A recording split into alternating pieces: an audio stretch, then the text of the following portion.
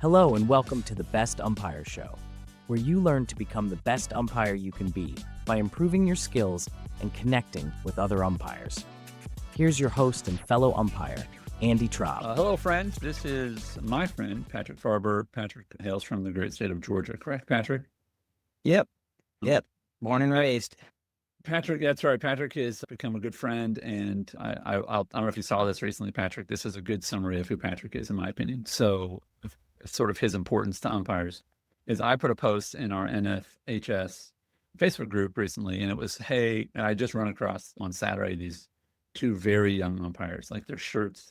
They got like the small size shirt, and it was still way too big for them, and they're just, they're just a little goofy teenage boys, and they were doing like an 8U game or something like that. But they were super excited to be out there, and I thought, man, I want to give some advice to these guys, but I only had a couple minutes.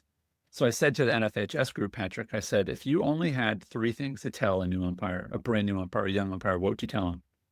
And one person wrote, watch every umpire classroom video on that YouTube channel.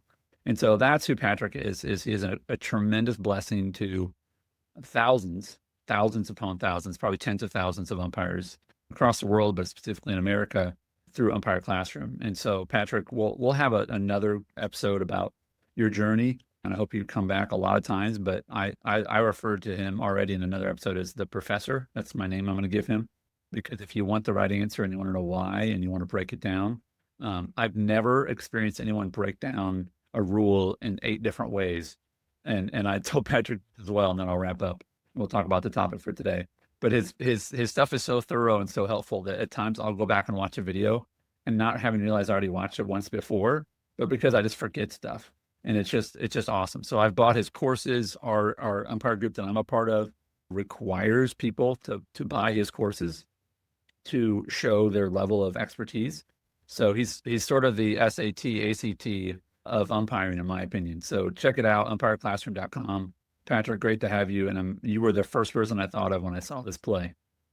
Yeah, thanks for having me. I appreciate it. I did not see that comment in the Facebook group, so I'll have to check that out. Yeah, I copied and pasted all of them. So, because I'm putting together an episode, which ended up being friggin' 10 episodes about advice for new umpires, because there was so much great stuff. But one of them was literally, I think I asked for 3 things, and one guy wrote, just tell them to watch every episode from Patrick on. So yeah, check those out. But Patrick, I thought of you for this play. I'm going to go ahead and just for those on YouTube, I'm going to share my screen. And I want you to just kind of tell me what you see when let's just say you're the umpire on third. It looks like I think they had a 3 or 4 man crew. What do you think they had here? Because they've got a guy here in B and way over here. Yeah, right. So this is that. I'm trying to remember what it was in Texas, right? Yep. So yeah, I'm sorry. Thank you for saying that. This is Crosby Cougars versus College Station, May 1st. Crosby did win 5-3. These 2 runs put them ahead by 1 run, and they had run this play 6 times this year. This would be the 6th time. Coach is Ross McMurry, and we'll hear from him after this conversation. And they scored 2 runs on this play. And just so people do know, the pitcher did know he was there. The coach simply told him, College Station coach simply said, ignore him, leave him there. And so they left him here. We've got a man at third who is basically between the dirt and the grass, and it's turf, but he is actually standing behind the umpire, which I thought was interesting, Patrick. I wonder if I'm the umpire, if I'm taking a couple steps back just to kind of keep him in front of me. But I haven't had to make that decision before because I've never had 2 guys at third. So what are you seeing here as an umpire at this point? Yeah. So just off the start here, and my guess is there's not a runner on first based on the positioning of I don't think you two, which then leads me to that then leads me to believe this is a 4 umpire crew. Yeah. I guess it could be 3 with less than 2 out. Do you remember if there were 2 outs here? There are 2 outs, right? 2. He does it with 2 a lot. Yeah. So then this is a crew of 4. I didn't even think about the positioning of myself as U3 with that runner there. I know. I don't know if you want a runner behind you. I'd almost be more tempted actually to push out towards foul territory. Yeah, that's what I meant. And kind of give up a little bit of line and just because it's a bad position. I mean, my initial thought here from umpiring, I can understand why a defensive coach at the high school level might opt to not make a play on the fielder there or on the Yeah. runners, especially if Yeah. they feel like they have a batter that they can get out. Yeah. Of course, that all changes when you throw a wild pitch. But like my initial thought for how we'd get out of this is that if I was on defense, is I'm going to throw to the third baseman on the bag and, have him run after whichever fielder. There's the high school base path rules are poorly written. I personally don't think the skunk in the outfield thing is really much of a thing. A runner's got to be going whatever direction they're going. They've got to be going to a bag if a play is being attempted. That's better laid out in the OBR rules.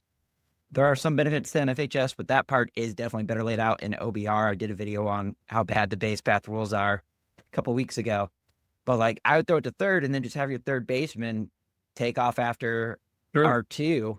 And unless R2 is running in a direct line to second or third, he's then running out of the base path to avoid a tag. My other thought too, and I was talking with Coach Ross about this, was he goes, guys, I have 3 ways to get us out. If anyone ever did this against me, I would get him out. And one of my other thoughts was, if you bring in the left fielder and throw to him, you basically the R2 is trapped. You've got him pinned. And my whole point of that, which I thought was interesting, is when we're in these umpire groups, when people ask umpiring questions, they usually get umpiring answers. But a majority of people were just like, why didn't they just get him? They started answering it as a player, which is interesting because umpires usually answer just in umpire language. But everybody kind of went like, why didn't they just get him out? Which was your reaction? Right? Well, baseball umpiring would be easy if players did what they're supposed to do. If players and coaches did what they're supposed to do, our job would be easy. And, at the professional level, they tend to do what they're supposed to do. The further you get away from that, the less likely they are to do that.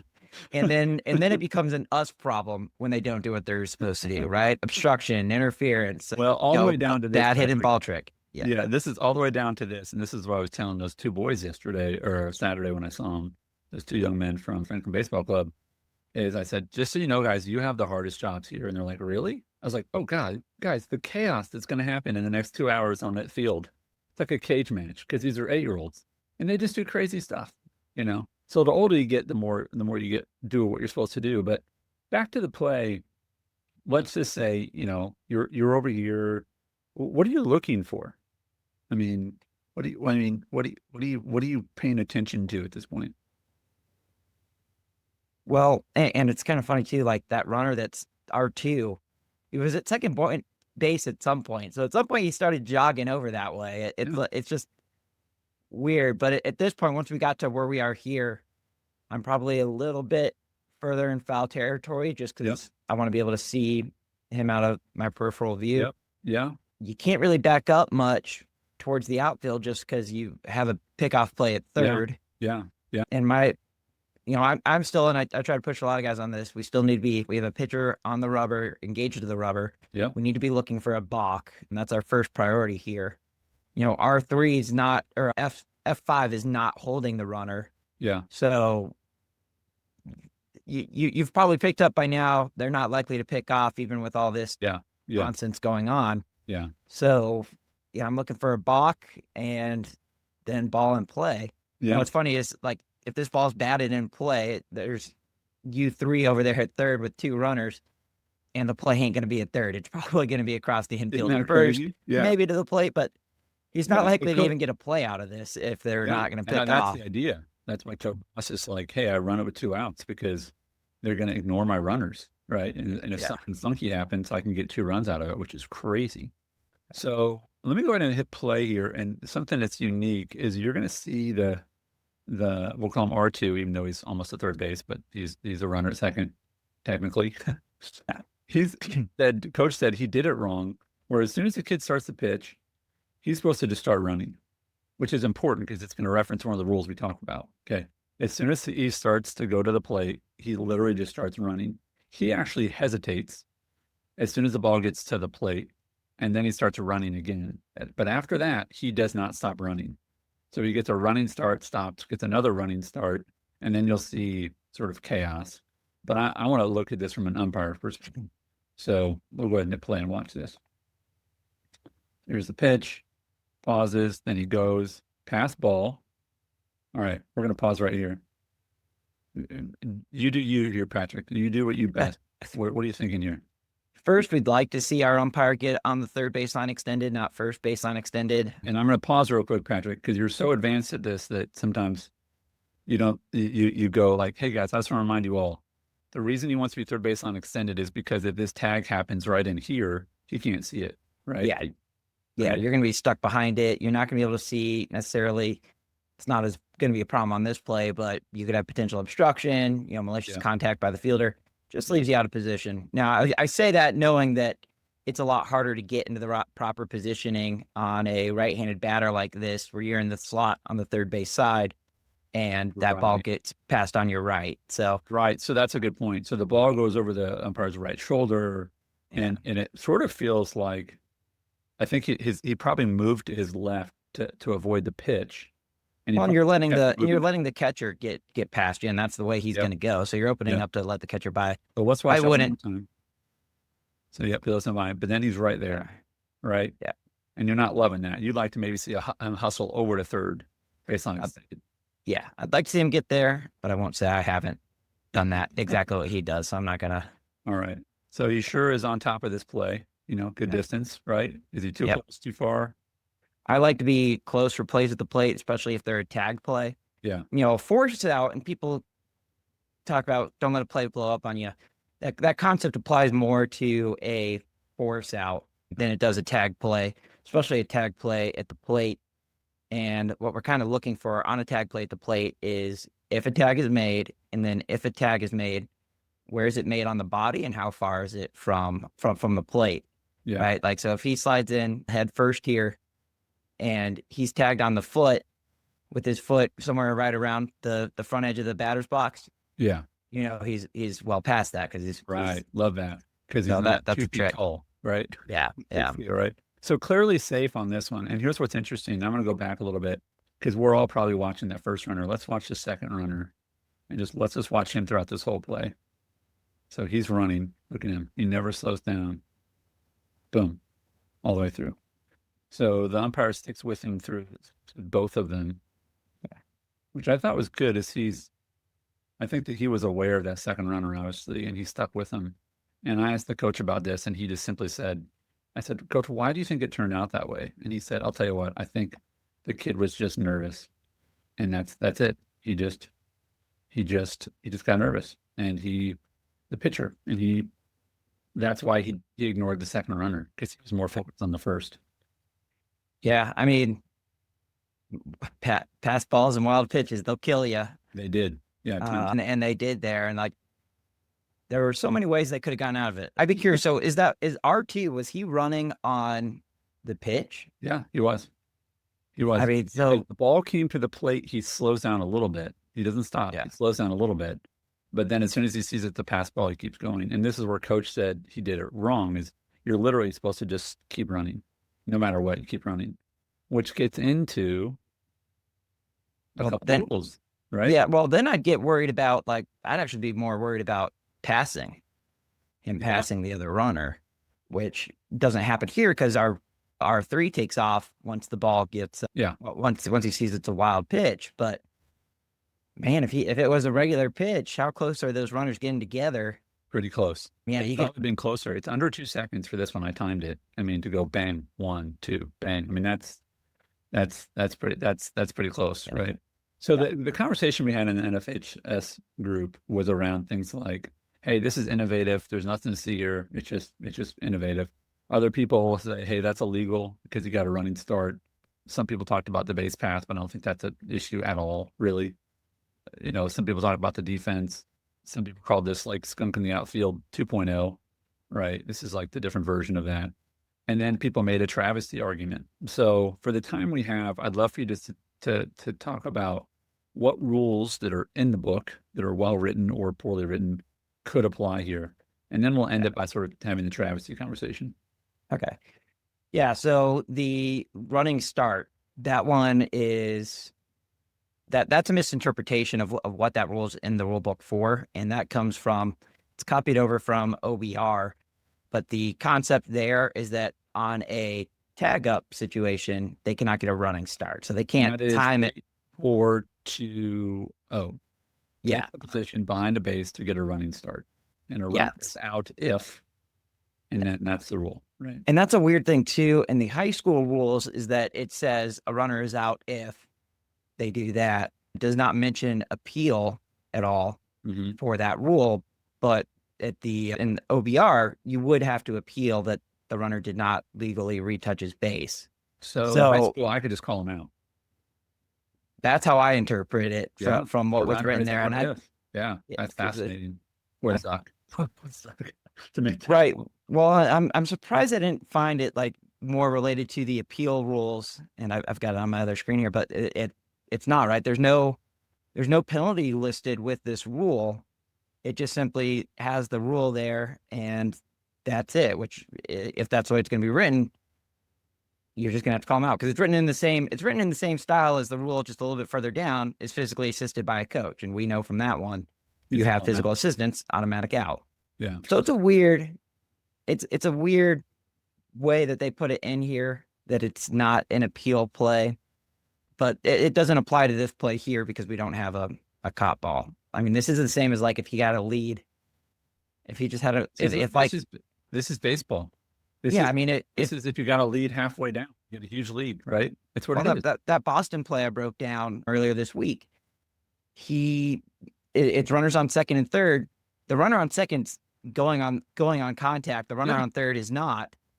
Both of them were at third at about the same time, but you're not going to say, well, that's illegal because they're too close to each other. Yeah, there's no penalty there. So So you don't think that 8420, which is takes a position behind a base to get a running start, applies because the spirit of that rule, the purpose of that rule, or the focus of that rule is on tagging up versus you could never get a running start because that would be my thing. Where do we start to determine? And I don't want what a running start is. What a running start is, because if you go on the pitch, it's a good jump. Slow down. Yeah, and you don't slow. I'm at second, and I go. And my son's a great base runner, Patrick, and he would know and have the baseball sort of head for like, hey, pitch goes in. He hears the bat hit the ball. He's not slowing down with 2 outs, right? And so, did he get a running start behind the base? I think they even say that, like they'll say that on TV broadcasts when there's a 3-2 count with 2 outs. They'll say runners will get a running start here. Yeah, right. Like, so just not the right rule to use there. Okay, so we don't have that rule. We can't use that rule. Okay, and by the way, we have to find a rule to use. We can't just kind of go by opinion. That's why we have a rule book, right? Right. And the other mention of travesty, we'll go to that maybe. Well, is there any other rule we would use? Is there any other rule you could think of other than travesty? We're going to travesty next. I mean, you've got base path, but like I've said before, and I'll say here, you'd have to have a runner. You'd have to have a fielder attempting to make a tag on him, and we do not have that here. So there's no base path rule to come into play. Like I said, if they threw to the third baseman and the third baseman took 3 steps at that guy and that guy just started shooting to the outfield, he's not heading to a bag. I've got him out of the base path. But let's take 60 seconds to just say, and I want to, you're a great blessing to a lot of people because you give us language to use. I mean, that's one of the things about being an umpire, and again, I'm only in my 3rd, 4th year, is the right words to say to a coach when they answer your question are really important, right? And it's in the rule book. Read it is not a good response, or that's just the rule. Like that's not a good response. So, one of the most commonly misunderstood rules, or even just parameters of baseball is base path, is baseline, is that it starts when something else happens. A lot of people think it just exists. They think it's a line between a base and a base. And again, a lot of umpires, you already know this if you're listening to the show, but you have to be able to say to a coach, his base path starts when a play is made on him. There was no play being made on him, which is why he's allowed to be wherever he is. Right. Yeah. Right. Yeah, so that's exactly what I go with. Coach, his base path starts when there's a play made on him. There was no play made on him. And so therefore he has no base. He's not out of his base path because he didn't no one was making him choose one, which is hard. It's hard for a lot of people to get their heads around that because they're used to, the field has this grass and then dirt and then grass, and that's a base path. And it's not. Otherwise, every time you rounded a base, you'd be out. Right? Yeah. I try to tell coaches, is he out when he rounds first really big to stretch out a double? Well, and unfortunately, it's rules are just you poorly written. It's just what poorly rules are you written in gonna the apply? NFHS. What are you gonna do here, Ben? What are you gonna do? What apply?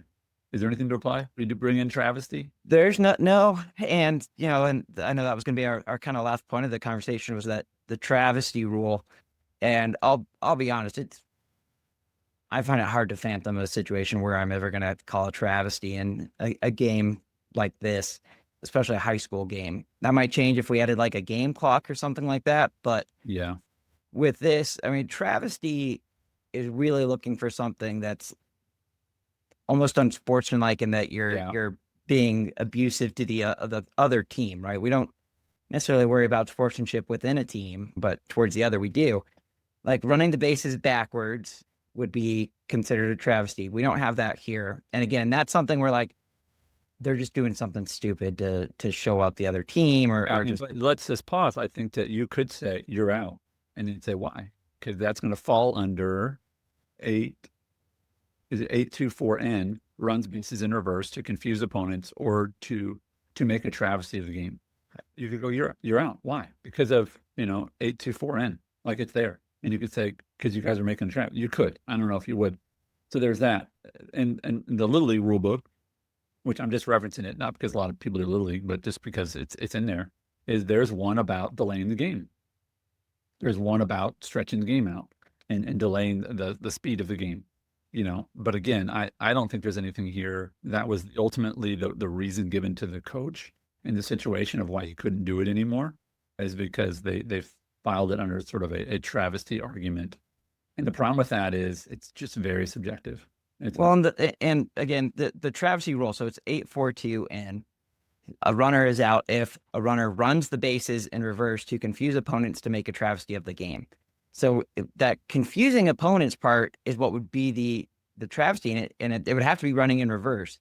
It doesn't say runs in reverse or makes a travesty. It's just runs in reverse to create a travesty. Yeah, sorry, thank you. Yeah. So like there's, I've seen that before from umpires. They like to cite the travesty part of the rule, but it's not written that way, especially it's not written that way in any of the rule books. Yeah. But certainly not in the NFHS rules. It doesn't give you as much. It doesn't give you a lot of rope as many people think it does. Right. And again, our job as umpires is to apply the rules, and you may not like the rules, right? But I equate it to I give the comparison, and it's a little bit of a weak comparison because I'm not nearly man enough to be a police officer. But a police officer, your job is to protect free speech. It's the Constitution, right? You may not like what they're saying, but your job is to apply the law. And the law is I have to protect this person's right to say whatever they want to say. Even what they're saying is deplorable, right? Yeah. But like that's not our job, is just to enforce it, right? And I thought it's an interesting. I'm disappointed that happened, that was the outcome. And again, you're always going to get this. There's humans involved here. But I just want to encourage everyone who's hearing this. You don't have to like it. You don't have to. You might think this guy is Bush League or whatever phrase you want to apply to him. You can think whatever you think. Your job is to apply the rules. My job is to apply the rules. And I don't know that the rules that we've talked about, unless they have some other rule set they're using or supplementary materials that it could apply to. One last question, Patrick. There was some points of emphasis made, or I don't know what they're specifically called, in NFHS, and it came out in February. And one of the things was about pants being above the knees. You know what I'm talking about? There was a lot of interesting things in that. Yeah. My question is, what is that? I actually mentioned that during the game one time, and the coach was like, "Where's that in the rule book?" And I pulled it up. I was like, "Hey, it's like an addendum." You know what I mean? So, just a question for you is, I assume they come out with those every year. Is that in addition to? Is it points of emphasis? Like it's in addition to now, and I've not been a huge fan of how they've traditionally done it because I got into high school umpiring 5 years ago. It's really hard to go back and find old copies of those. They've claimed that they're official, but they never make their way into the case book. Well, that was my question. Is like I had to reference that to a coach. I had to literally think about. I had to go to my email. I'm not kidding you. I had to go to my email and type pain, knees, and FHS, and I found this PDF that I had been emailed, but it's not in the book. right? But it's suddenly, it can be enforced. You know what I mean? So It I didn't worry about it too much. But again, it's it's not part of the problem, right? yeah, it's not something I would go looking to enforce No. just because I don't, it's like the runner's lane thing they put out that they put out this year is contradictory to the rule as written. I would fix that actually by just doing a double first base and then use the NFHS interpretation and make that more official. Yeah. But yeah, there's some weird memos, case plays that get out there that kind of have to look to your state leadership on what they want to go with on that. Yeah. That's another interesting thing I see in the NFHS Facebook group is like, oh, in Michigan, we do that. And I'm like, Yeah. you imagine driving across state lines and be like, all right, blocks are different here. I mean, it's so hard. Yeah. Hard, And consistent, right? yeah, and that's, I mean, I think we shouldn't have as many different state rules interpreters Yeah. as we do. I hear stories about different ones. I'm like, why are you, it's like you're trying to just have your own interpretation of this when like the NFHS rulebook should be what we use to interpret it. Yeah. Of course, then you look at the NFHS rulebook and you go, well, now I understand why we have Well, let me differences. let me poke the bear a little bit here. I don't have a rule book anymore because mine expired because I forgot that they expire in the app, right? And again, it's another example of like, let's take something that wasn't that usable, isn't that well searchable, can't change the text size, and put it on my little screen. I'm 47, so I wear reading glasses all the time, and then it expires. It's like, come on, like, why don't we not? Because I emailed them. I was like, do you have an 8.5 by 11 book I can buy? And they're like, no. And I'm like, okay, I'll just make my own.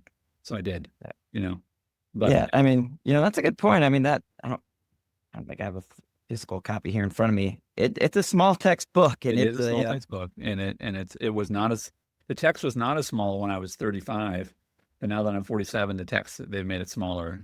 / they have not made it smaller. My eyes are not as good, but I want to study the rules. I want to get better at it, and I've had to actually find a way to make my own rule book out of what they gave because I wanted it to be more readable. So, I just want to encourage everyone, and that was another piece of advice beyond watch all Patrick's videos. It was get in the rule book, but the rule book can be hard. And so in a future episode, I want to talk to you about a lot of different stuff. One of the things we are going to talk about is how I'm using ChatGPT and my rule book to get better as an umpire, which I think is a really interesting experiment. And some people freak out about that, and other people are super excited about it. I personally am super excited about it. I would say 9 out of 10 times when I have a rules question, if you haven't made a specific video about it, Patrick, I will use ChatGPT to help me. And sometimes it's wrong, but I'd say 2% of the time it's been wrong. The rest of the time it's been dead on. So something to my experience has been with it that if I'm looking really in depth at something, it's not very helpful. If I need a more broad point, I might use it. I might use it to help me find where something might be in the rule book. Sure. But hit or miss with it. But let's just be honest, Patrick. Finding something in a rule book is half the battle. Maybe it's 3/4 of the battle. Oh yeah. You know what I mean? So yeah, you have to dig a little bit, but I just like that it's there at all. So I have mine programmed to give me the rule reference and give me the full rule. Don't reference it, but give me the full section, and then give me some examples or commentary on it. And that's how I have mine programmed. And actually I've made that, and you can share those with other people who have ChatGPT, so other people would be able to use it as well. So anyway, I want more people to be in the rule book, but the rule book is hard. It is not a Stephen King or a whatever novel that's interesting. Yeah. Right. It is not a page turner. It is something a lot of people dread, and I understand that. But I really, really appreciate your time today to talk through this. I don't know if you call it play, situation, whatever. I think we called our notes for this episode craziness at third base. So that's how I would describe it, as craziness at third base. So after we get done here, I'm going to go ahead and play the conversation I had with Coach Ross McMurray from the Crosby Cougars. He's been a coach there a few years, been coaching for 14 years. But I think it was pretty cool. I just reached out to him. I was like, hey, you're the coach of this team. Would you be interested in talking? And 20 minutes later, we were talking. So it went from, I was like, well, let's go straight to the source. So his only regret or frustration is that it got posted online, because now more people are aware of how to defend it. So, but he's like, hey, I'll just keep getting innovative, which I love. Yeah. I love it. That's a problem with any trick play. Once you use it, it's out there. It's out there. It's out there. Well, Patrick, thanks for your time. Again, tell folks where they can find you so that they can go follow along, because I know you've got podcast, YouTube, Yep. other social channels. And also I want you to mention just take a couple minutes to talk about the courses you've made and how they can help umpires even this summer. Yeah. Well, Umpire Classroom on Facebook, Instagram, YouTube. YouTube's where we post the most right now. That's where you can find the podcast too, linked on there, or wherever you get your podcast. It's called The Pregame. Behind the courses, so this was coming out of COVID, and I've had a real desire to produce online training that is valuable, but also not wasting people's time, not very dragged out. I would say efficient. I think your trainings are efficient. Yeah, that's the perfect way to put it. I really appreciate about them.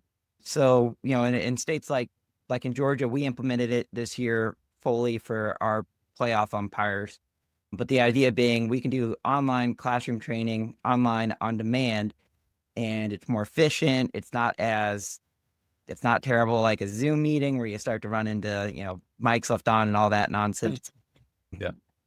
But really efficient. Umpires can do it on their own. We gave them 2 months to do it, so they've got plenty of time to get through it. But it's a lot more umpire friendly, especially, which is what we need in umpiring currently. It's just not realistic to get people together, especially here in Metro Atlanta with our traffic. It's not realistic to get people together for 5 Mondays before the season starts. Yeah. Driving 2 hours to a meeting that's going to be 2 hours, and they're going to get really nothing out of it because it's just a lot of those talk and nonsense. 30 minutes. Yeah. I mean, that's the other part of it. And I think, again, I want to encourage you to check it out, umpireclassroom.com. There'll be there's only like 4 pages on the site that you need to worry about. And one of them's going to be, I think, the programs, classes, something like that. But when you get that, very affordably priced. But to me, again, I want to be in the rule book. Like I want to, but here's the problem. Even if I'm in it, it doesn't mean I understand it. Right. That's the problem. People are like, get in the rule book. I'm like, cool, I'm in there. Great. I could go to the French library. It doesn't mean I'm good at French. Right. So that's why I want to encourage you to take him, because he references the rules, but then shows these examples of how they play out. And I think that's the challenge, is you've got the rule book, but then like, okay, what does that look like in real life? That's really the challenge with the rule book. And that's why. And so you've got online learning. You can see what you've completed. It's efficient. You can play it back if you need to, obviously. There are quizzes at the end of each section. How do you figure out what you know? Well, yeah. So quizzes at the end of each section. They're quiz questions that I go over in the video. So it's not like it's catching anyone out of the blue. I still get them wrong. It's hard.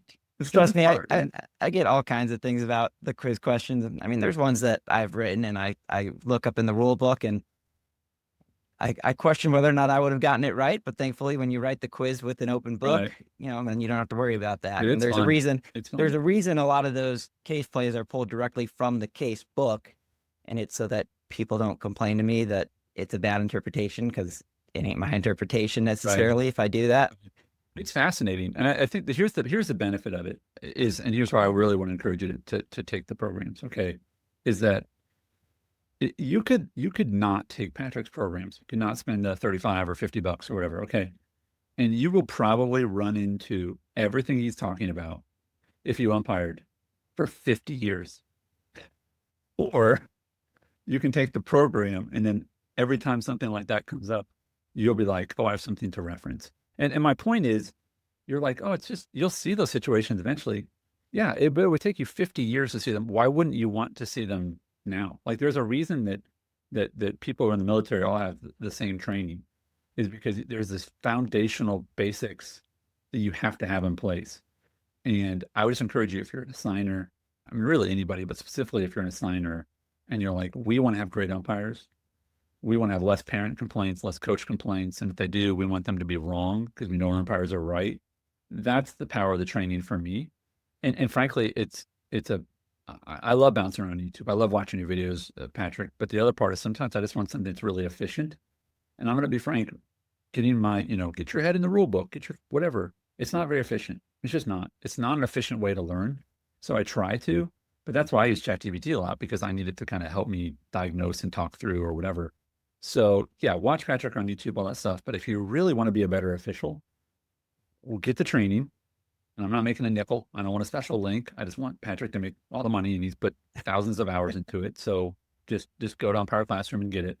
But save yourself a lot of pain, because it's so frustrating as an umpire. And I will end on this. It is so frustrating. It can be prevented when you come across a situation and you make a ruling and you go home and you're wrong. It haunts us. A lot of people think umpires don't care. I remember calling a ball fair my first summer of umpiring because, and Patrick, you're going to cringe, so just be prepared, okay? You might throw up. I don't know, right? A girl was standing in fair territory, and she reached over foul, and she touched the ball. And my explanation to the coach was, well, she was standing in fair territory when she touched the ball, which is 100% wrong. Wrong. And God bless this guy. Like, I still pray sometimes that I would see him and be like, Coach, I'm just sorry. And thankfully his team was really good and he smoked them. But like, it wasn't a play of consequence. But I was just wrong. I didn't know the rule. And I hate, I mean, it's 2.5, 3 years later, I'm still thinking about that. That can be avoided. So get your training, you know, quote unquote, get your head in the rule book. I would say get your head in the rule book by taking these courses, watching Patrick's videos. Again, I'm not making a nickel off of that. Yes, he's a friend of mine, but I know that it's how you can learn well. So please check out his videos. Patrick, I'll have you back on to talk about other interesting situations like this. Again, I want to say thanks to Coach Ross for his conversation we're going to have. We're going to play right after this. Patrick, appreciate you, your wisdom, your friendship, and we'll see you on a future episode. Okay. Yeah. Thanks for having me, Andy. All right, friends. I am blessed and honored to be with Coach Ross McMurry, head coach, Crosby Cougars. This is the man that's going to give us the insight behind this play that so many of us have been talking about, this series of events. We'll call it a play because you had to have drawn it up. I mean, there's some things that happen crazy in baseball, but this was no accident, right? So first, Coach, thanks for taking some time. And you guys won that game 5-4, correct? 5-3. 5-3. And yes, sir. These two runs put you guys ahead, right? Yeah, we were losing 3-2. Wow. How many outs in that situation, by the way? I don't remember. Two outs. It's always a 2 out. It's always a 2 outs only scenario. Okay. I've never heard of it scenario. So, yeah. so Ross, tell us, and I'll do the simple version. You got a runner on third base. How did he get to third base? I really don't remember how we got. You're talking about the pretty speedy kid at third, whoever he was. You're talking about the first guy or the second guy? All right. So here's how we're going to refer to him. R3 is the runner that had established third base already. R2, this is why it's confusing. R2 is usually the guy at second base. So he's established second base. You can only have one runner at each base. So R3 is there. He's got a nice lead off. Pretty speedy kid, it looks like. And are you coaching third at this time? Are you? Yes, sir. Okay. All right. Yes, all right. And I'll link the video for everybody to watch this. But the R2, the runner who's at quote unquote at second base, he is standing 15 feet behind third base where the dirt, I think, is that a turf field? Yes, sir. Where the dirt-ish and the outfield are meet. He is standing there, and he's standing actually behind the umpire at third base. So essentially there's kind of two guys at third base, but only one has already touched third. So the pitcher is in the stretch. Okay. My first question is, did the pitcher know that there were basically two guys at third?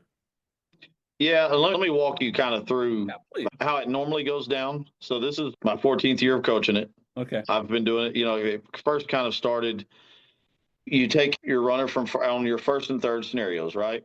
Okay. You take your runner and you try to get him in a rundown, and then sometimes, with 2 outs, a lot of times teams will say, let him have second base, right? Yeah. And so when that first happened, I was like, man, I wanted him to throw the ball. I wanted a rundown so we could try to score. Yeah. And so then I said, I'm just going to do it over here.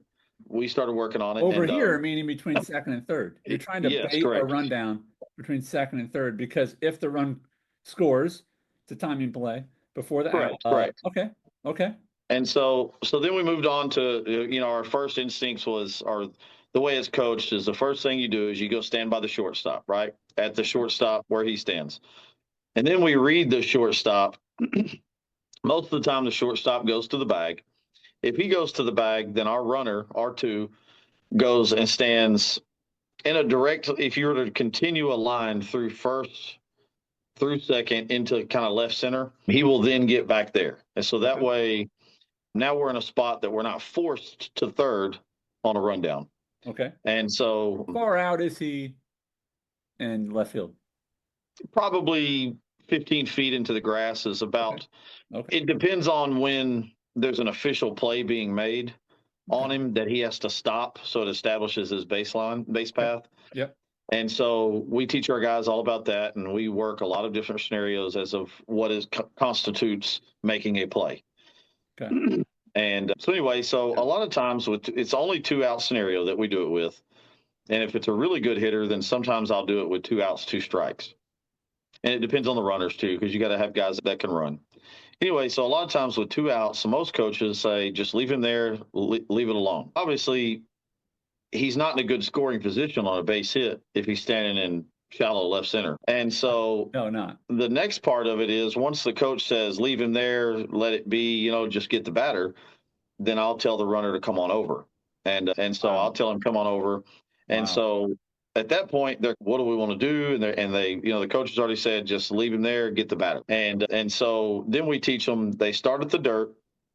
So that way, if they pick to third, we've got some distance to work with in terms of they've got to come out there and get us.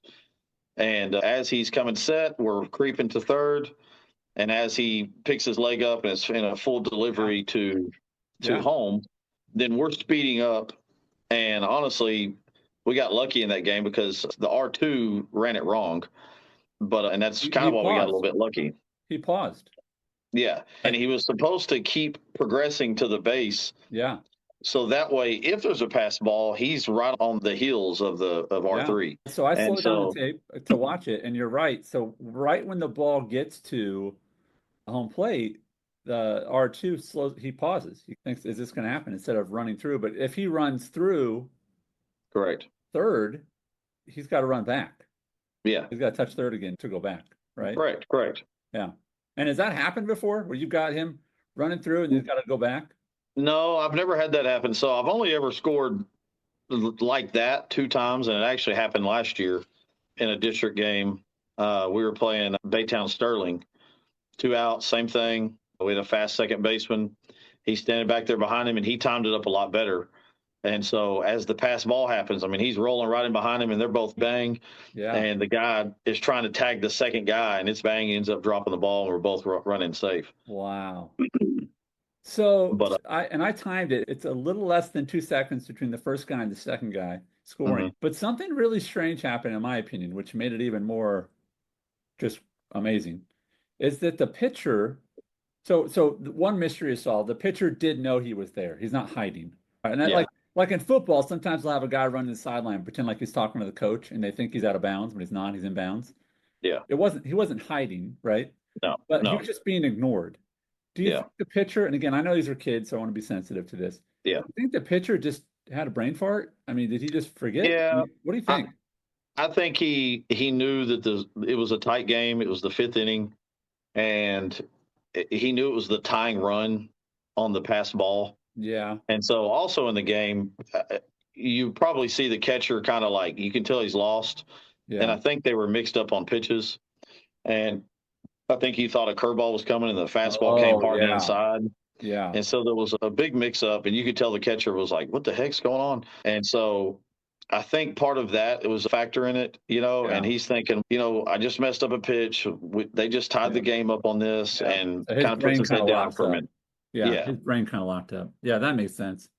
But that's the amazing thing for those, and please go watch the video, is not only does the first guy score because he should on a pass ball and he was, very aggressive. Yeah. He didn't slow down. He did his job. But the second guy, he's not scoring unless the pitcher, kind of makes a mistake. Correct. And he happened to. Have you gotten any feedback negative from an umpiring or officiating perspective about the play? I'll say this. It was ruled a travesty the very next day by the UIL. I didn't have a lot of explanation at the time about it.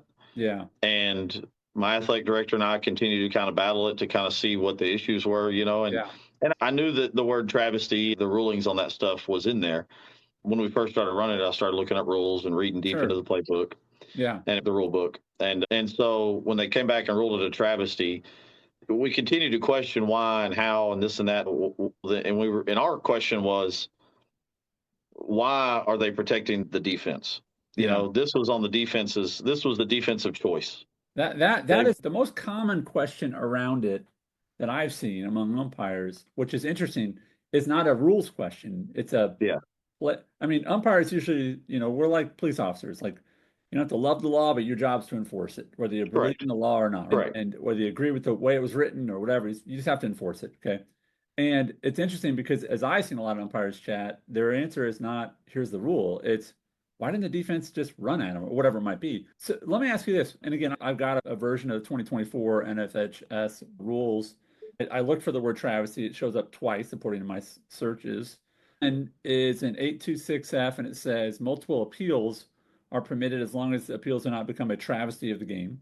And the second is right next to the rule, but not the rule a lot of people reference, which is a runner is out when they run the bases in reverse to confuse opponents to make a travesty of the game. Okay. Correct. That's 842N. And then O, the next one reference, is the one a lot of people reference as a runner is out when they take a position behind a base to get a running start. The conversation I've had with umpires is it says behind a base to get a running start. And the question is, does that mean that he's already occupied that base or he has not? Because I think they're trying to say, hey, if you're tagging up, you can't run back 5 feet and then try to time it and kind of like the arena football. In arena football, you get a running start, right? Yeah. So what was their reference? This is what I'm confused about. And again, I'm not the best person at the rule book. I'll talk with Patrick Faerber about that when we record tomorrow. But what travesty are they referencing that is referenced in the rule book? There really hasn't been a specific travesty other than what I was told was that the rules interpreter said that, let me try to make sure I quote him correctly, was that they just didn't like it because they didn't want baseball going that direction. Yeah, that's an interesting comment. And I appreciate you're trying to be careful in your words. And again, I appreciate that. I don't hear a mean spirit and some coaches just get angry and blah, blah, blah. They have to get mean. I don't hear that. I think you're just trying to coach your boys as best you can and try to win and follow the rules. And the fact that you're in the rule book, I mean, I'm wondering how many umpires who listen to the show are like a coach in the rule book, music to our ears. It is because we want to apply the rules. And it's hard when you argue with people and they have their own rule book, right? Which is not the real one. It's just the one that they think. So correct. You. I've also coached Little League, like Little League World Series, not Little League, but like the league, Little League, not Babe Ruth, whatever.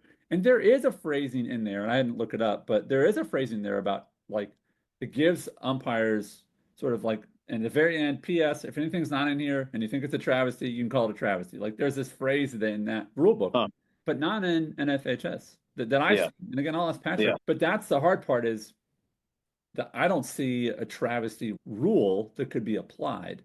Now, I'm not sure about the rule where it says takes a position behind a base to get a running start because he did get a running start. He stopped and then he started running again. So I think that could have been applied there.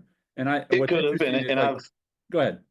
And I've tried to, and I've looked at that and I've talked to a lot of different people to try to get an understanding of some things that maybe because I'd never heard that particular rule. And so I was trying to understand like what is this rule for? Like when did it happen? That's a great question, Ross. And I think that's the question is what is the rule for? Correct. And that's why I think the rule is for when people tag up. That was why that makes sense.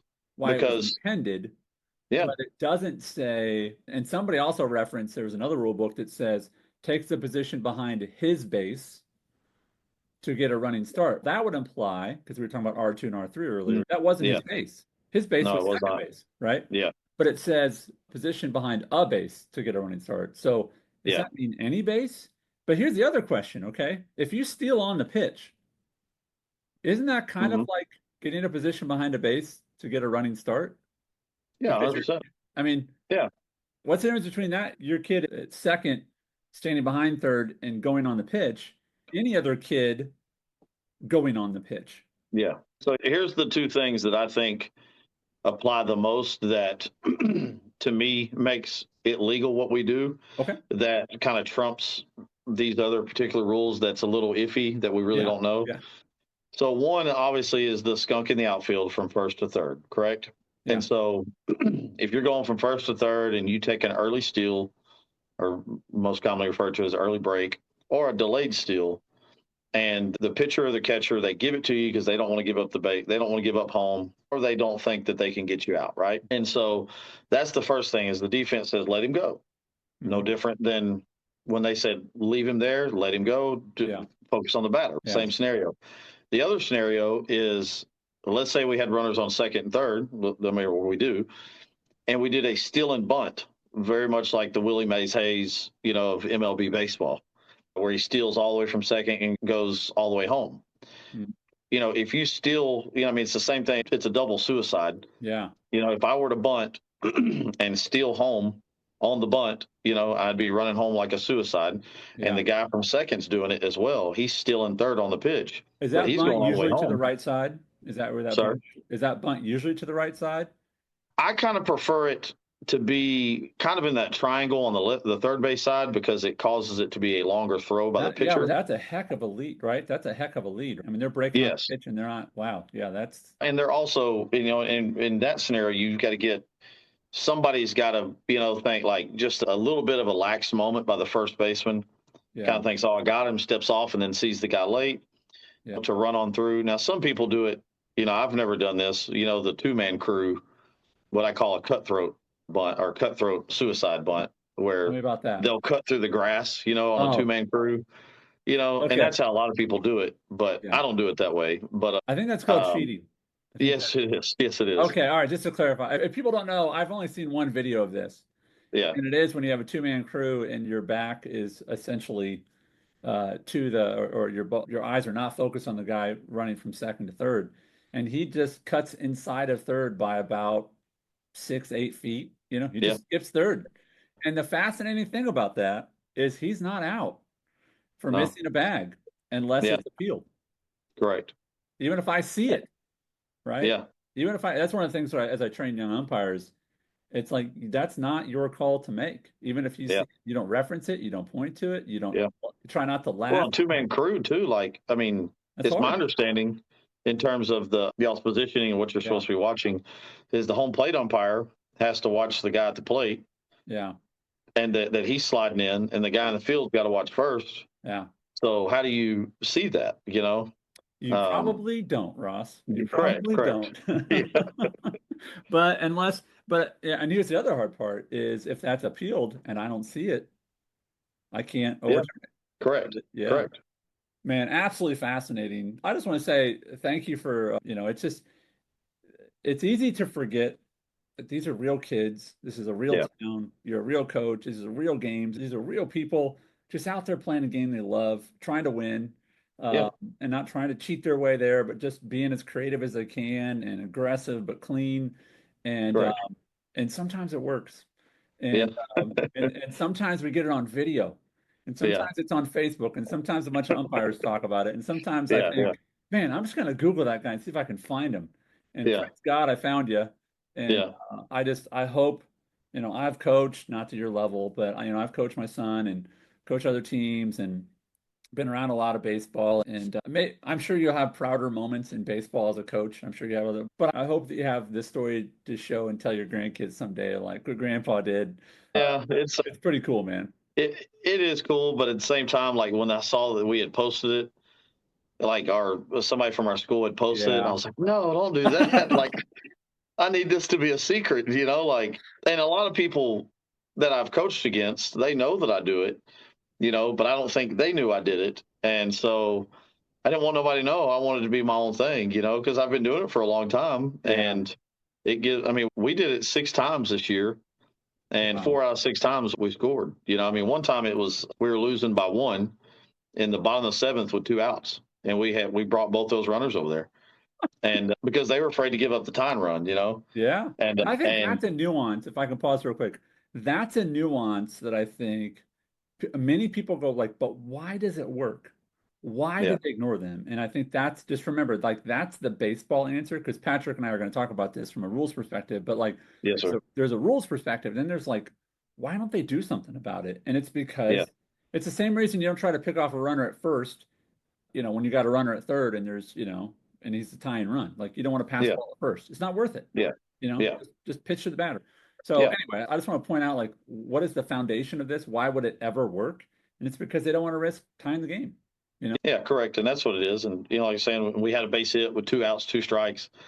And what's beautiful about it is that they can't make a play at the plate because we're going to score on that, And so that's the cool part about it when they say let them be there, And so it's kind of, and don't get me wrong, I've had people get me out, Yeah. I've had lots of people do it and they get us out, but I got to see if they can get us out before I'm just going to give up on it, Well, even if they see it, even if they go, oh, he's running the play. You know what? I mean, I think about this in football. They run plays. They can't stop them. Like, you can run whatever play you want, but, you still got to stop it, right? Yeah, for sure. You still got to defend against it. That's right. Congratulations to you. I hope you felt good about your season, and I wish you just continued success. And I've never seen it. I was super excited to see it, and I hope. And I'll say this to the haters out there, okay? Let's give Coach and let's give these kids some respect. I don't think there's anything mean-spirited about it. I think it's creative. I think that there's some gray in the rule book, and rule books are written so there's no gray, but there's still gray, right? And I love the opinion, if you can live in that gray, unless it's black or white, unless you can tell me why it's illegal, it's not illegal. And so you might get responsible for some rule book rewritten. So anyway, I hope you enjoyed it while you could, if it happens to get rewritten. But super grateful for your time, and I wish you the best of success in the future.